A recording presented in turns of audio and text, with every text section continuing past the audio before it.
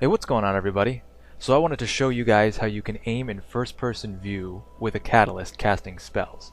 To do this, you're going to need a very important item. The binoculars. Now, just in case you don't have this item, it's really easy to get. If you start from Majula where the bonfire's over there and just run up over this way, it's off a little cliff ledge. It's pretty easy to miss. I definitely missed it my first time, but coming back later and exploring more, I did find it. You want to drop down right here between this one, not any of the other two, which I've done. And right here on this little platform you can jump down to, no problem. And then there's another little kind of snaking platform on the edge here. Be careful and jump down. Behind there is some cleric stuff, I believe. But up here is what you really want. This is where the binoculars are. Now, if you played Dark Souls and you had the binoculars, you know they were more of a novelty item. But here, they're very, very important for a mage. I'd really recommend picking them up. You can see they're very light, so they're not going to really hinder you in terms of weight.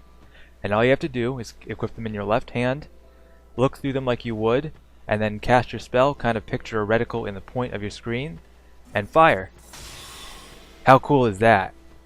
Now, it's a little difficult because there's no real reticle. If you were aiming with a bow, for example, that would give you a nice little crosshair in the middle, so you got a really good idea.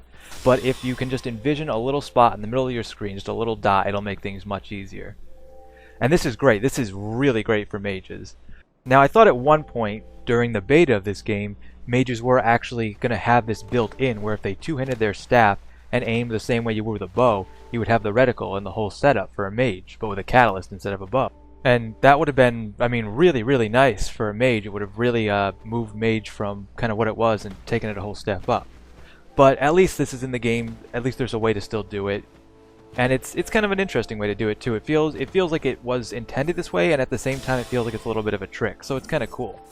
And here I'm just trying to demonstrate that you can, when you have the binoculars up, you can actually roll, you can move slowly like if you were aiming a bow, so you can do the whole thing. So the binoculars are really a good tool for a mage to utilize. So if you're playing as a mage, I'd highly recommend picking these up. Now this is just a practical example here. I have an enemy so far away that I can't actually target them, but using the binoculars, I can hit them, which is just awesome. It kind of changes everything for a mage. You used to have to get relatively close to an enemy to lock on, otherwise trying to angle and fire from the hip was kind of difficult. Even though in Dark Souls 2 now it's a little bit easier than it was in Dark Souls 1, firing from the hip, it's still, not aiming, whereas this is, I have full control over which direction I want my spells to go in, up, down, left, right, middle, and it's great, and I really love it. This is excellent. So that's all there is to it. Try this out and utilize it. It'll give you more variety as a mage and make things more interesting. Hope you guys found this little trick helpful. Thanks for watching, and until next time, I'll catch you later.